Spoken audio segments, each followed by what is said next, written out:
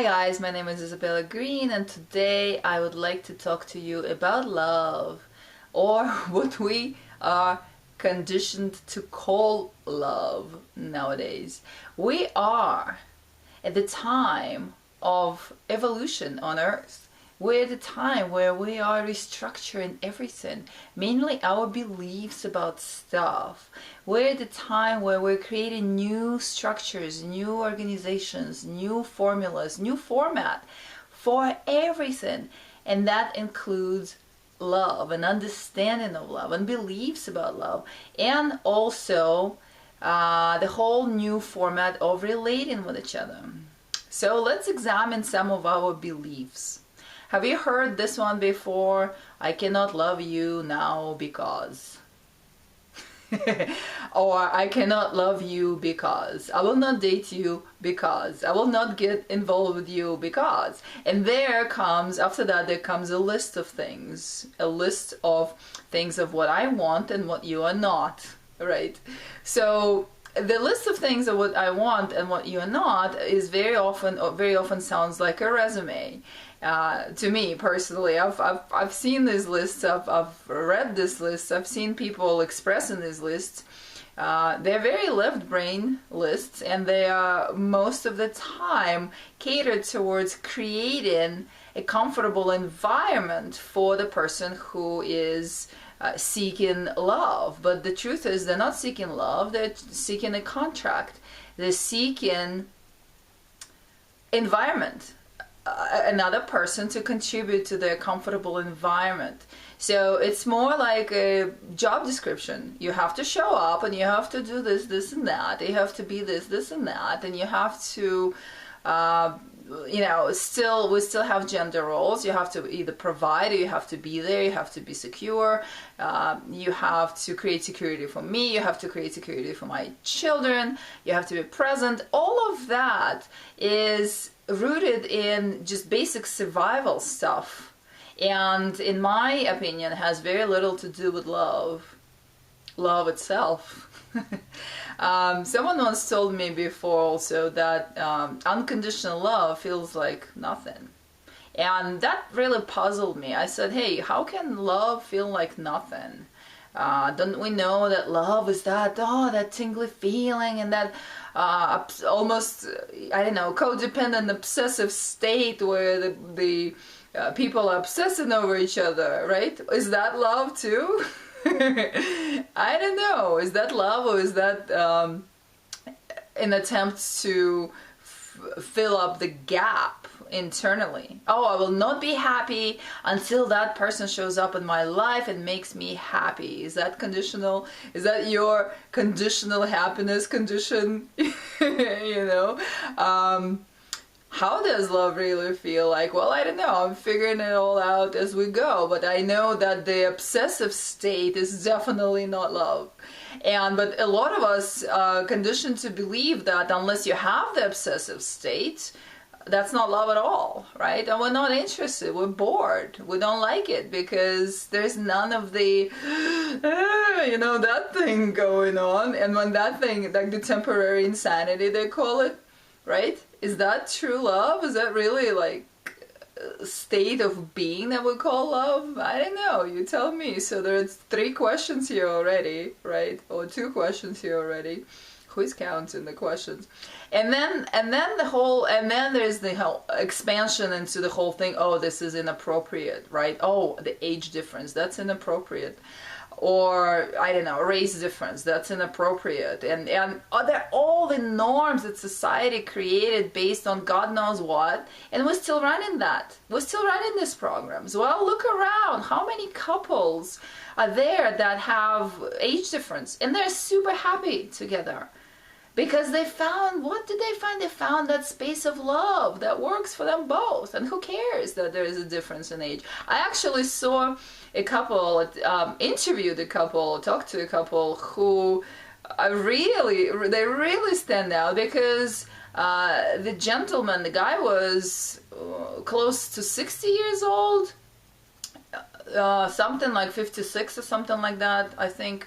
Or 63, I'm forgetting, but like around 60, And he went through marriage and divorce and children and the whole like conventional paradigm, and then he ended up by himself. And then he met this woman who thought that he was visiting and spending time with them, with their family, and that he was interested in her daughter because the daughter was closer to his age. But turned out that he fell in love with the mother, and the mother is almost 90, something like that, 80 something. But oh my God, you should see these two people together. Well, of course, the age shows in your physical body. What can you do? This is just a human condition, age shows here. But her eyes are sparkling. She's so full of life. she was like the most fun person I've seen in the longest time. And he fell in love with that. He said, hey, I don't even see her physical form. I just see that playful, beautiful soul. And she said that she kind of gave up on the whole romance idea years ago, right? I mean, that makes sense. That's what we're taught. We're taught that love has an age limit too.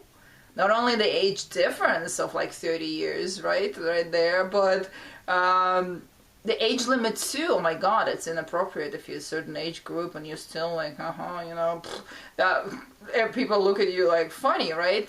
But is that true? Is that really true? Being in the presence of that couple was phenomenal. Just to see them, how cute they were together. And he's genuinely in love with her. You can see that. Like, you can, when people look at each other, you can really see how their eyes get. And there's that warmth in the eyes. There's that care in the eyes. There's that beautiful, fun, sparkly thing going on in the eyes, And he says, oh my God, I found the love of my life when I'm 60, and she, is almost 90.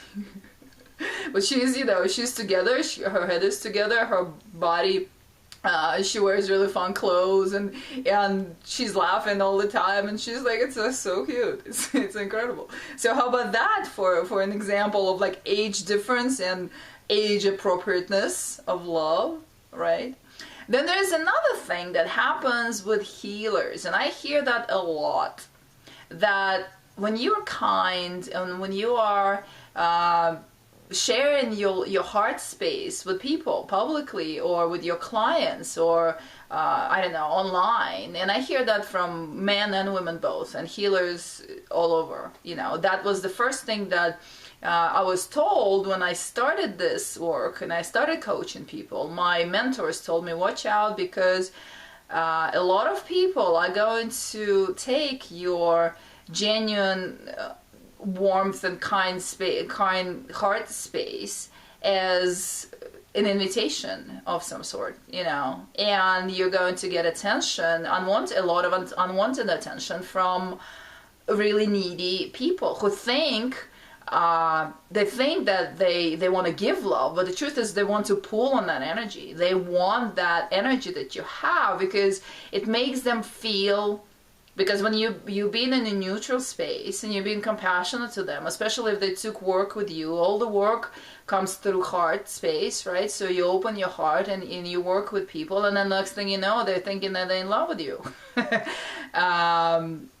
And some get physically aroused during sessions and express that, and that is just an interpretation of that mind and that body of the frequency of love that you're channeling, that you're bringing for them. But it doesn't mean that you are in any way interested in them. It's their, I'm sorry to say, but it's their emptiness, it's their neediness trying to attach or latch onto something that feels so good. It feels like such a love in space, and it truly is a love in space, but it's not a love in space for creating a romance. It's not a love in space for taking that to the next level or next step, on a romantic level. So those of you who are healers and who are getting all kinds of attention, especially if you're a little bit on a more known level, and there are all kinds of stuff going on. People thinking that you're their twin flame. People thinking, oh my God, we're so much the same. I feel the same. I talk the same. We have to be together. You know, let me like fly close to the country and stalk you outside your house. That's not love. You know what? That is not love. That's neediness. That's trying to, it's fantasy. It's fantasy trying to fulfill itself. You need to turn around and heal your inner emptiness. You need to turn around and feel that gap inside of you, so you don't reach out to people like, I know, that happens with celebrities too, I guess, right? How many stories we know about celebrities being stalked and killed, and because people just create fantasies. But in the healing work, we actually work through our hearts, and we share that love and space, and you give really compassionate, unconditional space to your clients and people that follow you through social media. And then all of a sudden, man, there's that flood of twin flames. All of a sudden, where did that come from, right? And talking about twin flames, right? Here's like, we're looking at love from all angles. I just heard a thunder like rumble outside. That's funny. Twin flames, right? Too. Oh my God, how messed up are we now with that whole idea of the twin flames? No one is good enough until I find that twin flame. No, or like, oh my God, let's look down the list of like all of the symptoms of the twin flames. Yes, that is a twin flame. That's a twin flame, and I'm gonna wait for him for 20 years until he's ready. Because there is that like runner dynamic, and the person is not ready, but they're gonna sit there and like pray and wait and stalk him outside his house. I'm sorry, I'm just joking, but it's really funny, really. You know what people, what illusions do to people. Illusions, ideas. Yes, that phenomenon exists. Does it? I don't know. You know, does it? You tell me. Yes, soulmates exist, but you know how many soulmates we have?